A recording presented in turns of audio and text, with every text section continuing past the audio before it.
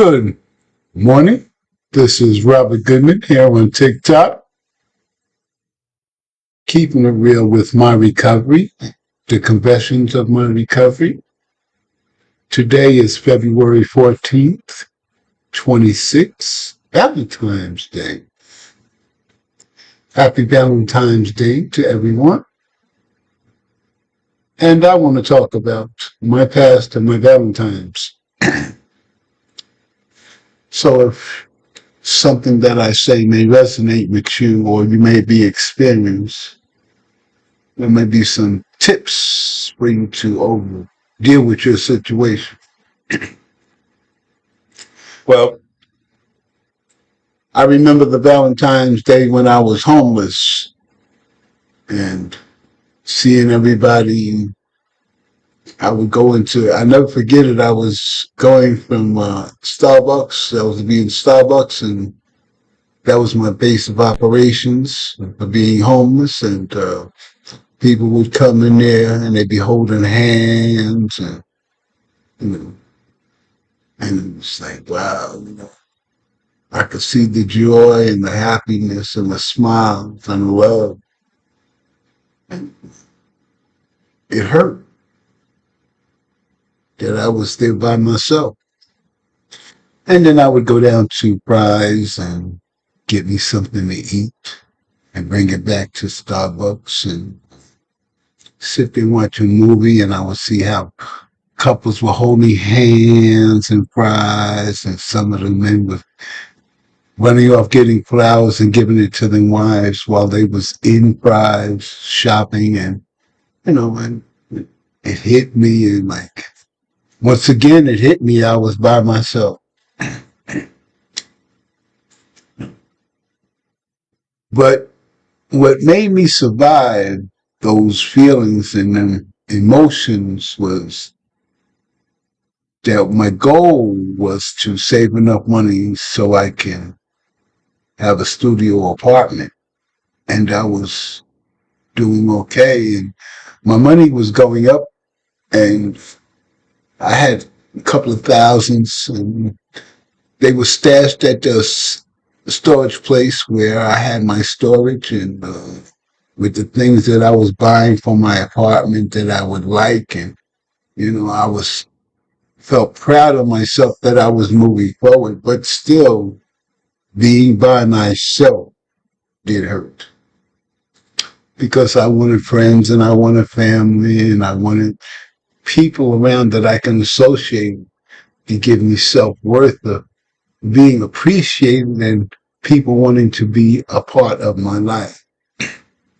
But due to the fact that I was homeless, there was none of that.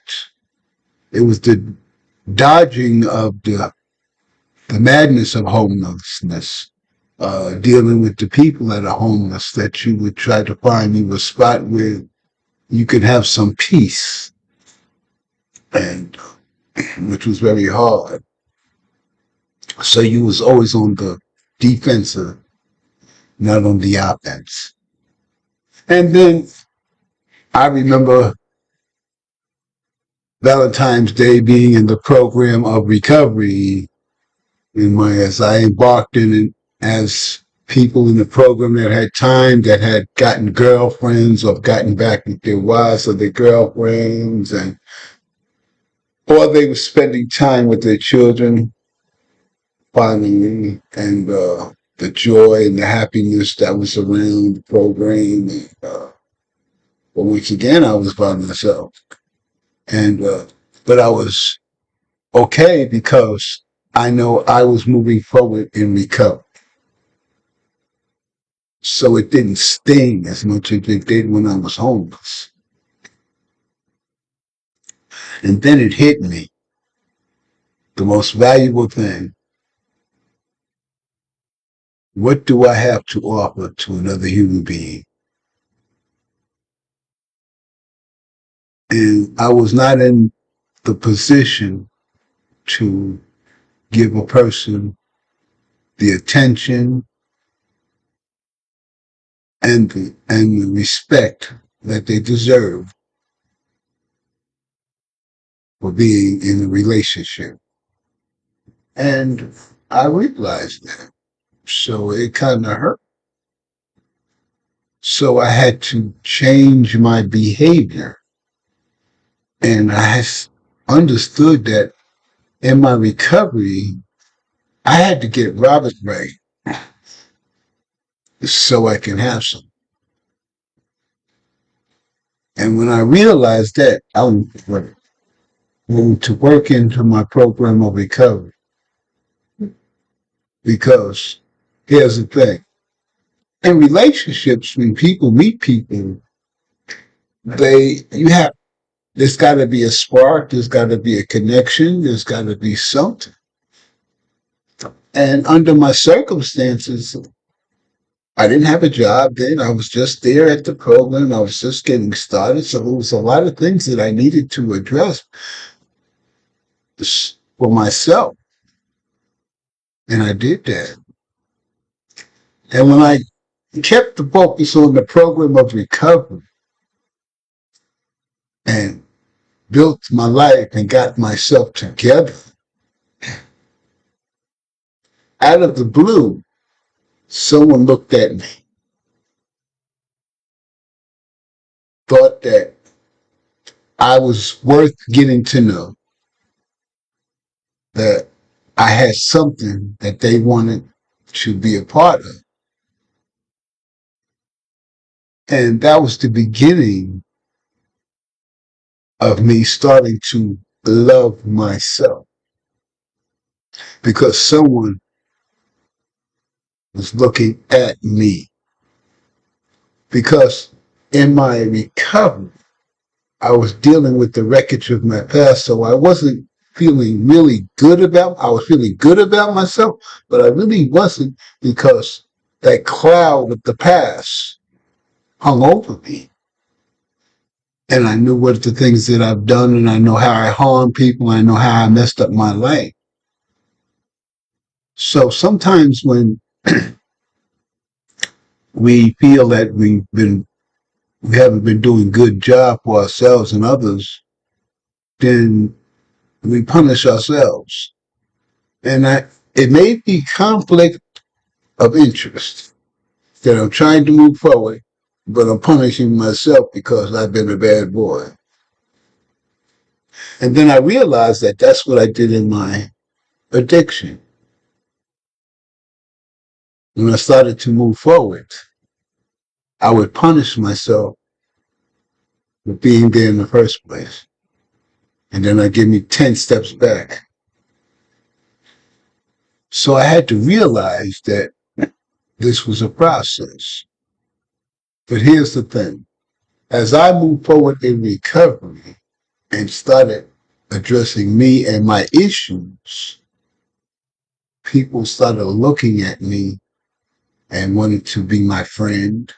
They wanted to associate with me. Uh, I met women that generally wanted to be around me, which made me feel good about myself. So I was walking down a path that I knew nothing about. So as time went on, I met my wife. And at first, it was like, okay, she sounds cool. Yeah, I like her. And we had a good conversation. I was being honest with her about my addiction and my life and everything. And then we started talking every day. And then I had a need to talk to her every day. Then she became a part of my life. And before we actually went out, I talked to her for 3 months. So it wasn't like something that, hello, how you doing? Yeah, let's hook up. No, it didn't go that way. This was a slow process of getting to know each other. And what made me truly notice her was the fact that she did something that no one ever else ever did for me. First, she wanted to take me out on a date. So you figure we're going to go to a restaurant, something to eat or movies or something like that. She didn't do that. She took me to a place where you go, it's like a sauna and you clean all the toxins out of your skin and in your body. And she said, that's something that you need because you complain that you have arthritis in your lower back and this will be good for you. And we did that, and the next day felt like a new human being. I had more energy. I guess there was a lot of toxins in my skin and in my body, and that cleaned it out, which made my body run smoother. I felt better. And for the first time, somebody was looking out for my benefit. I only known this woman for 3 months. A little bit, maybe a little bit more than that. And she was doing something for me. She was looking out for my benefit. Wow. Wait a minute. I didn't pay her. That's when I started giving her all my full attention. And she did something else that really caught me smooth off guard. I believe I was celebrating. This was the second time I was getting into recovery, and I got at the 6 month mark, and she couldn't be there. She had to be in Vegas, and she sent me flowers and candies from Vegas.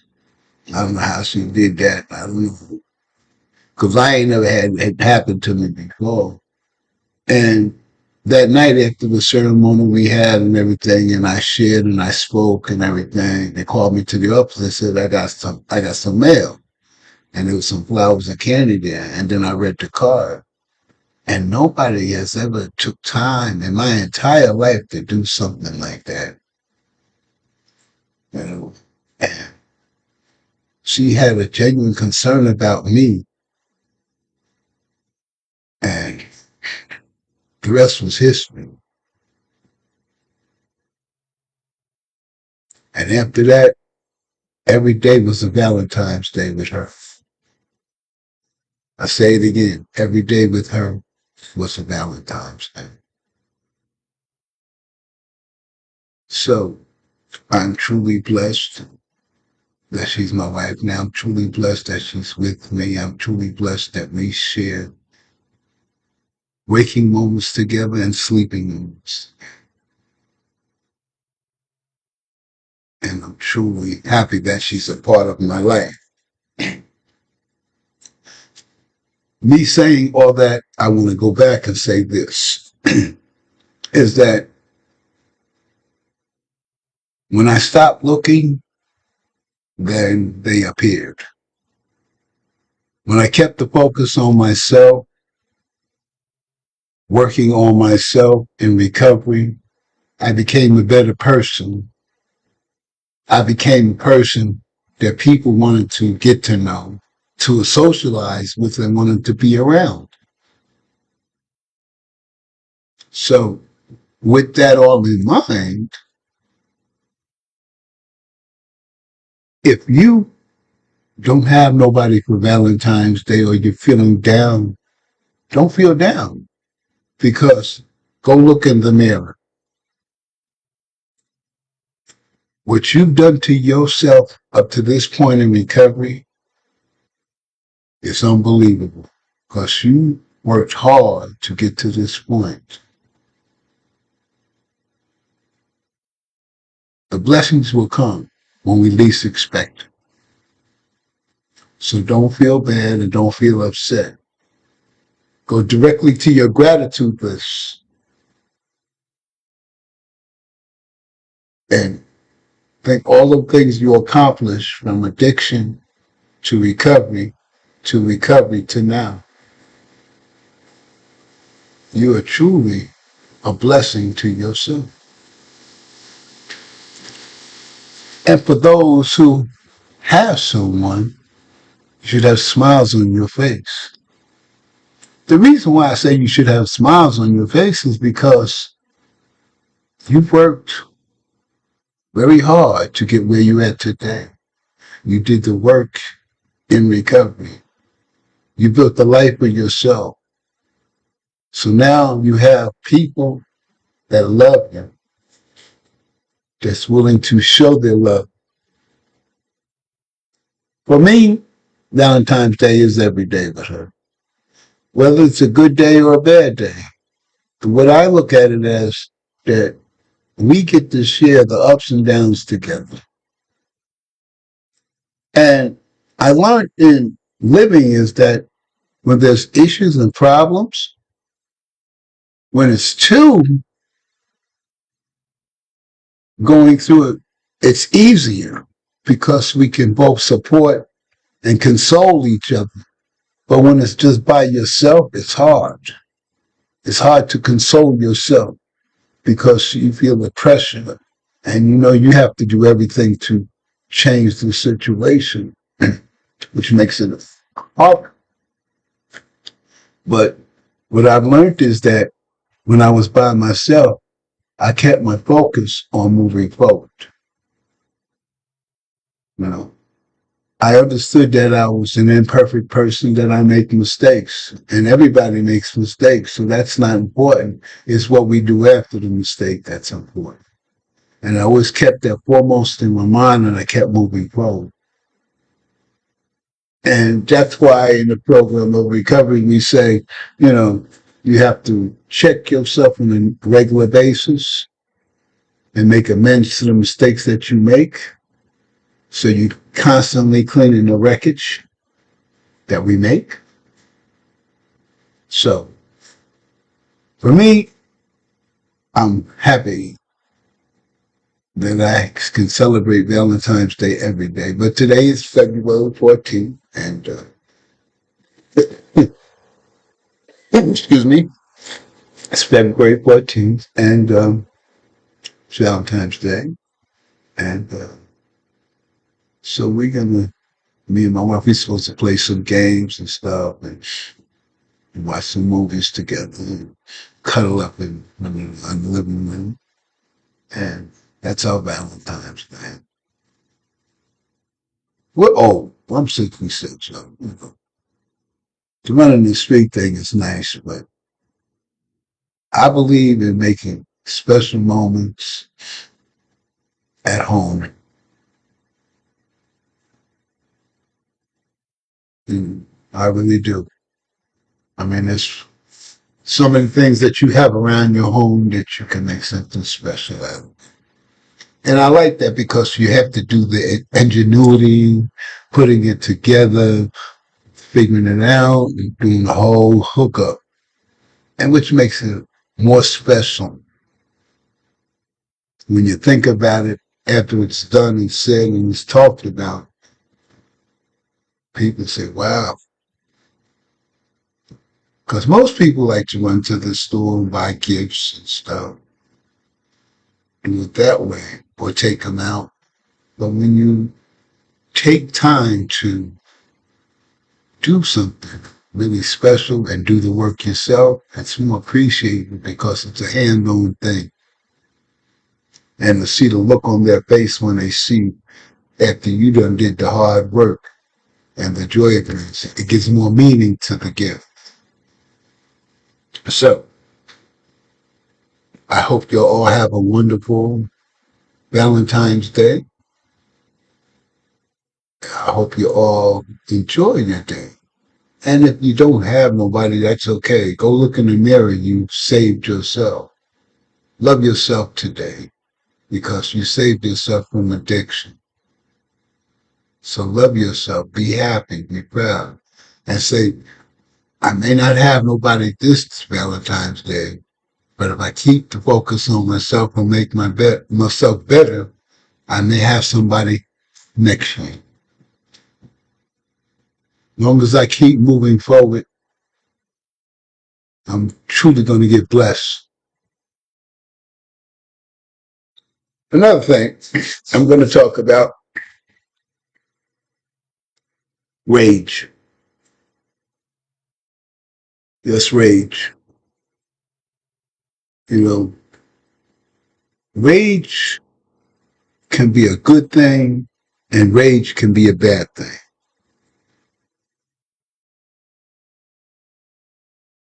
You want to go high with rage, meaning that you want to find a purpose for that rage. When you're upset and angry about something,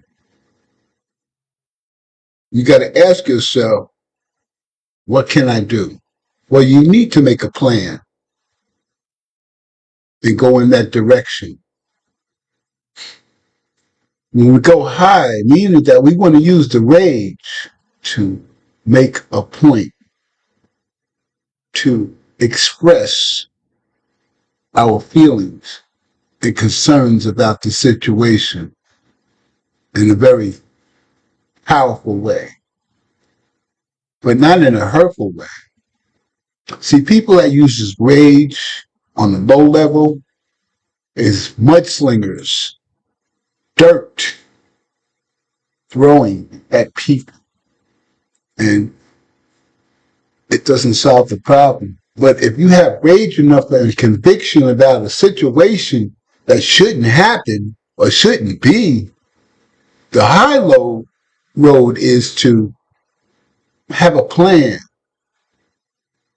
to get your point across, to overcome what shouldn't be happening. But the low road on rage is mudslinging, doing things without thinking, acting out in feelings and emotions, not trying to change the situation and move in the right direction. The high road is doing the work. The low road is just acting on feelings and emotion and shouting and screaming and stomping your feet, making a lot of noise, but not solving the problem. Not solving the problem.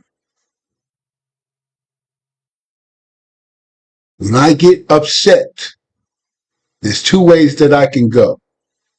I can sling mud, or I can get angry enough to work on solving the problem. I'd rather get angry enough in solving the problem than throwing mud, because throwing mud never solves the problem, because you divert yourself from the problem, because you're throwing mud, meaning that you're going into the playbook where you got ammunition about the person so you can throw the mud about their mistakes. But you're not solving the initial problem. But my rage want to be to solve the problem, to move forward, to not accept what's being done, to be mad enough and say, no, I'm not standing for this. I'm going to find a plan and move forward. That's the way to go. I'm so happy that you'll have a moment in Valentine's Day to be a part of my recovery. It's a blessing. I'm glad you joined. Recovery is a beautiful thing. And your recovery is the best thing that ever happened to you and to your loved ones. I know your loved ones are so happy that you changed your behavior, that you moved in a way that they probably say, unbelievable. To them, it's a miracle. I remember that people see me in my addiction. I remember when the police officer and he pulled me over in Mesa, Arizona. I was at the Circle K, and I started to go in, and I pulled right out because I said, oh, I'm going to be late for work, so I'm not going to be able to get my coffee today. And he got behind me. And he pulled out. He thought that I was seeing him and I was in. And he pulled me out. He said, "Why did you leave so fast?" I said, "Well, I'm late for work." And he looked at me. He says, "I know you." He said, "Wow, you look a whole lot better." He said, "You ain't high no more." I'm like, what? I said, "No." I said, "No, I'm a recovering addict." No, I said, I got a few years now." And he said, "Keep doing what you're doing." He said, "You have a great day." And I realized that in my addiction, when I thought I was hiding it, I wasn't. Everybody sees it. I just believed that I was hiding and nobody knew. Addiction's a cunning, baffling, powerful thing, isn't it? So, but I changed my behavior. We have to change our behavior. We may not like our situation. Even in recovery, there was times when I didn't like my situation. I didn't like, I wanted to go out on a date. Everybody around me that was not staying in the program, they had their little girlfriends and they talk about it. And I had nothing to say, and, yeah, that's cool, man. And then I hit one, and I used to smoke cigarettes, so I'd smoke me a cigarette, and when the cigarette finished, I'd just go back into my room and lick my wounds because they was rubbing it in, in programs, it's not that people are trying to rub it in, it's that they're so happy that these things are happening to them and they can't wait to share these things. But when it's not happening to you, it feels like they're rubbing it into you. But they weren't. It was just the way I was taken because I wish it was me. But when it happened, I felt like I finally felt proud of myself or felt good about myself because somebody appreciated me or wanted to be around me. Because when I was cleaning the wreckage of my past, that cloud over me, it's just stayed there. You know, it's the cloud that I created. It stayed over me. I wasn't feeling good about myself. I went through the motions doing the right thing, but inside I was still feeling guilty and remorse about the things that I did. And it made me think that my self-worth, I didn't have none.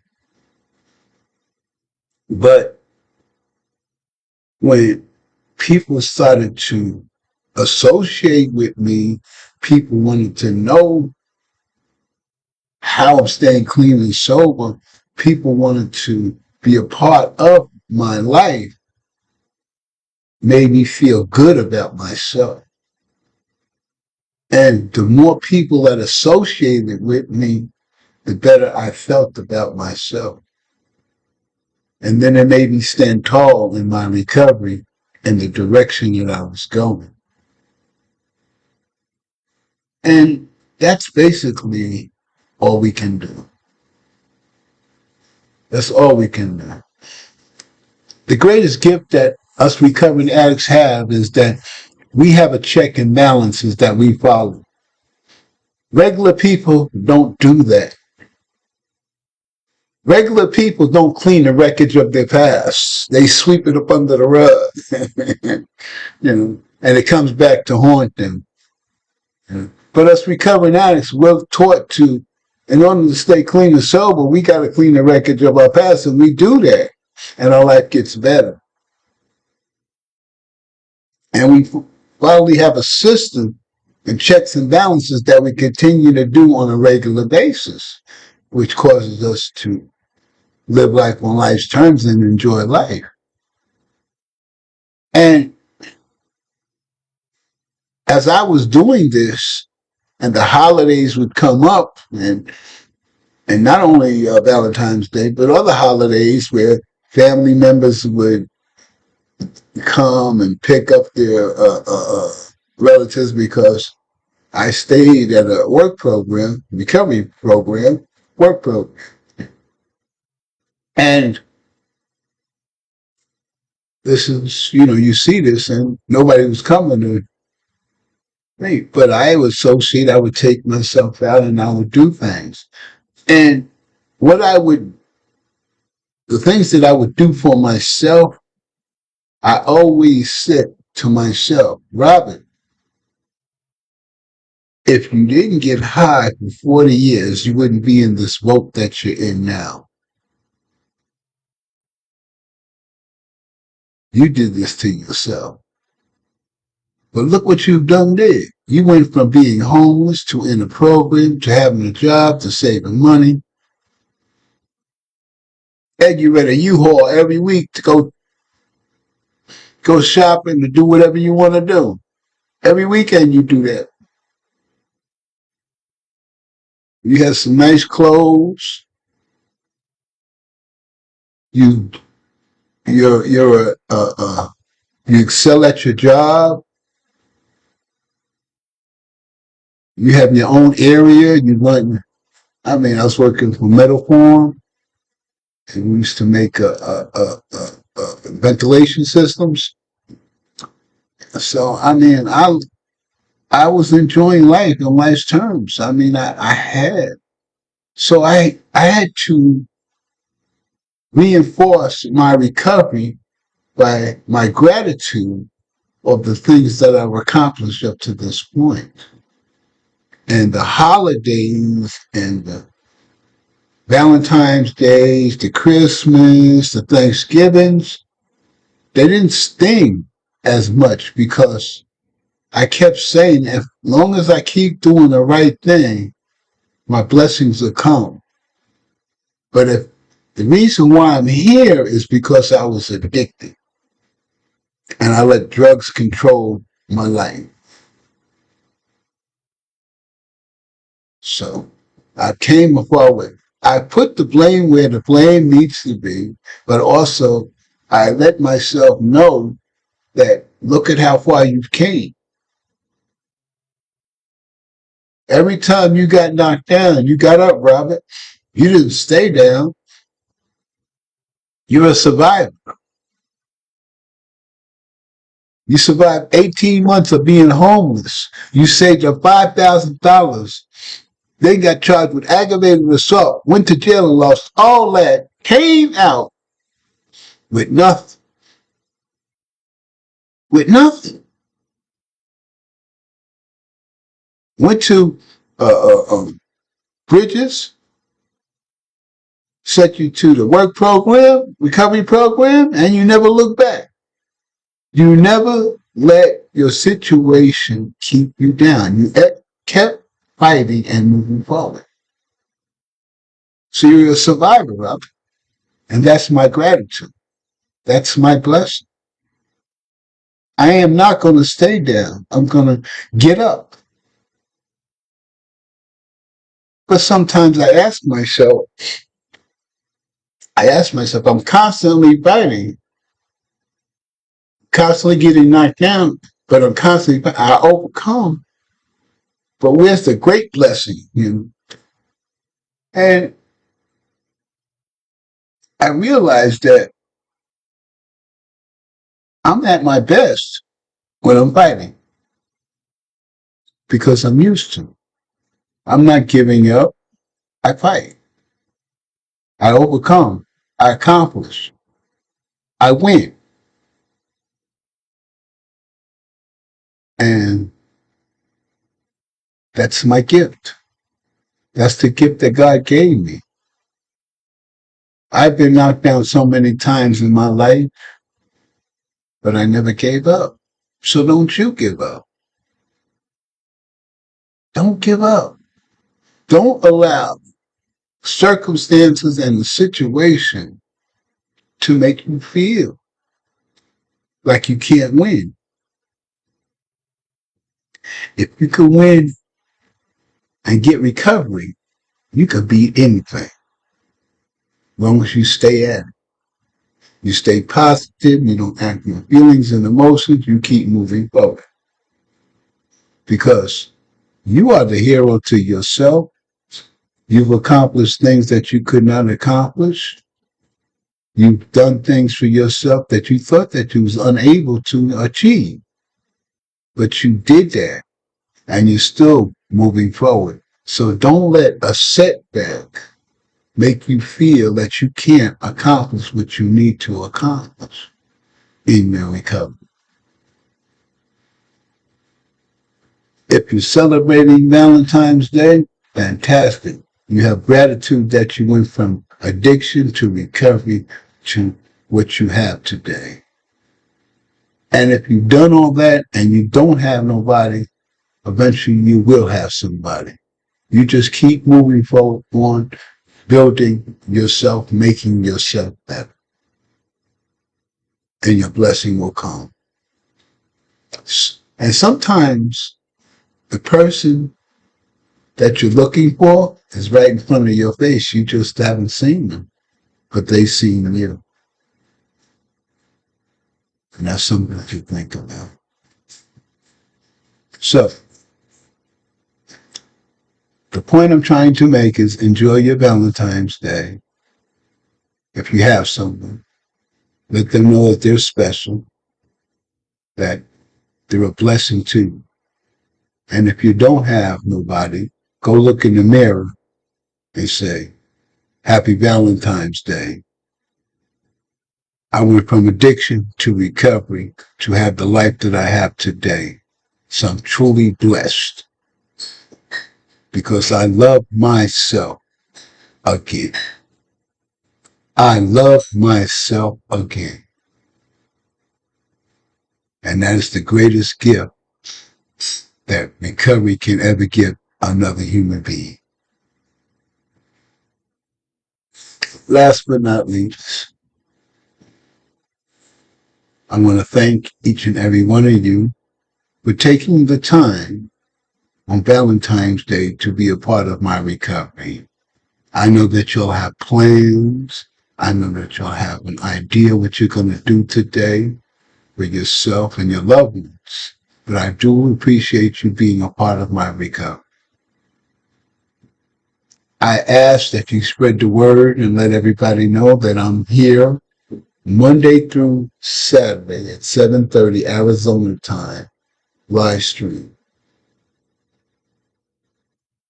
In a couple of weeks, we'll be doing some questions, and you will post your questions, and I will try to answer them. So I'm going to need you to 7:30 sharp. You be here, and we'll get busy. If not, I will speak on the topic. But for now, please spread the word. Let people know that they can come and get recovery. They can learn about my confessions, my recovery, the things that work for me and how I look at my situation. And then you'll find out that who I am and what I'm all about and what my past is about and why I can sit up here and share my strength and hopes with you, because you'll be learning the path that Robert Goodman took to recover. My goal is for you to live your best life. My life keeps getting better each day at a time. I remember that it's been a long travel because I've been addicted for 40 years. So this was a long travel to get to this point. But I understand that the damage that I did to myself for 40 years, it does not dissipate or disappear in a few years. Because I understand that addiction is cunning, baffling, and powerful. And mentally, it fucked me up. Spiritually, it fucked me up. Emotionally, it fucked me up. But I'm working each day to make myself better. You never know how much damage something does to you until you get to the recovery. And I'm going to give you an example, personal example.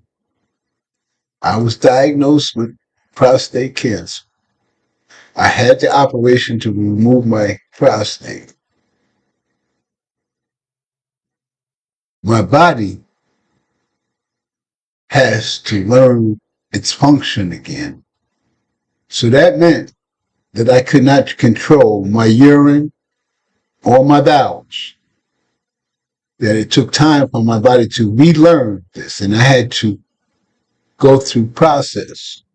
And I'm still going through the process. And it takes time. So the problem was gone, but the damage to get back to normal is a minimum of a year. Yeah. So, wow. So I think I'm at the halfway mark. And let me tell you. And I'm learning.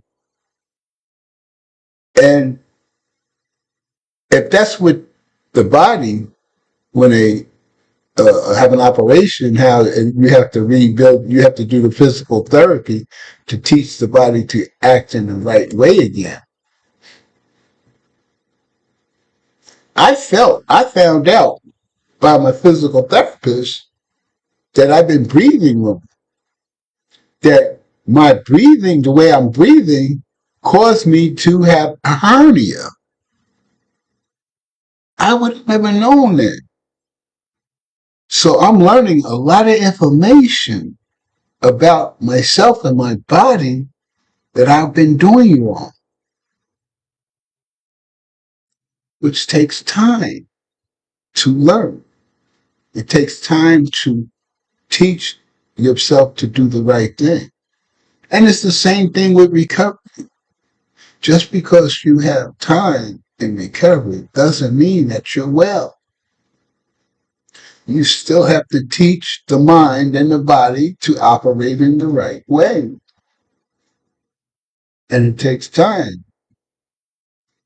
That's why people relapse, because the damage they've done to themselves, they haven't addressed everything that needs to be addressed, so they won't relapse. Because the things catch them off guard. That's why they say addiction is cunning, baffling, and powerful. It's powerful because this right here is messed up. Our mind. My body, see, now I live in recovery, so I keep myself focused on recovery. But if I don't give recovery attention, if I don't do the 12 step, after having a spiritual awakening as a result of these steps, I try to carry this message to others and practice these principles in all my affairs. So by me practicing the principles in all my affairs, I'm keeping the program of recovery live and free within me. I'm living recovery. So that means that that old person that controlled for 40 years my addiction, but when my body got that drug in me, and it sent up to my mind, said, yeah, you better send some more of this because we loving it down here. This is working for us. So you need to go get us some more. And I would be going into races and go and get more. But due to the fact that I suppressed that feeling, and now I'm living in recovery, and I'm living the recovery each and every day, and I'm sharing recovery, I'm keeping it foremost in my mind.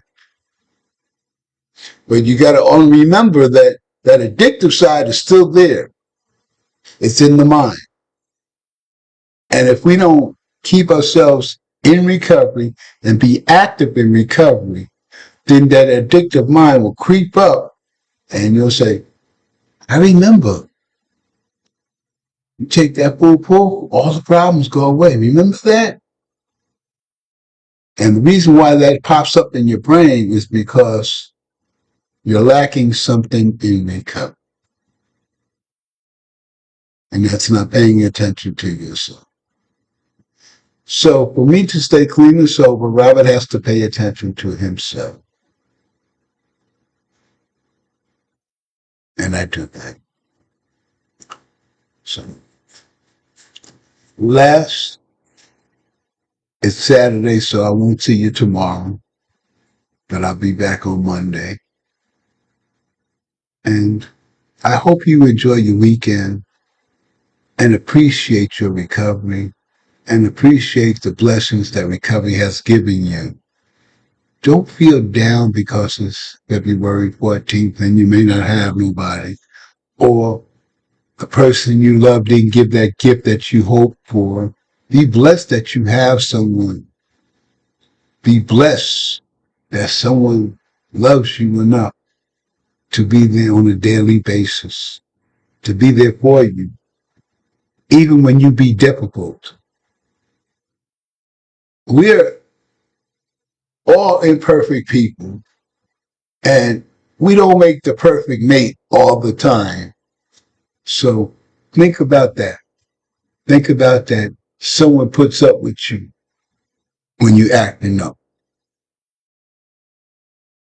and be blessed that someone loves you enough to still be there, even at your worstest times.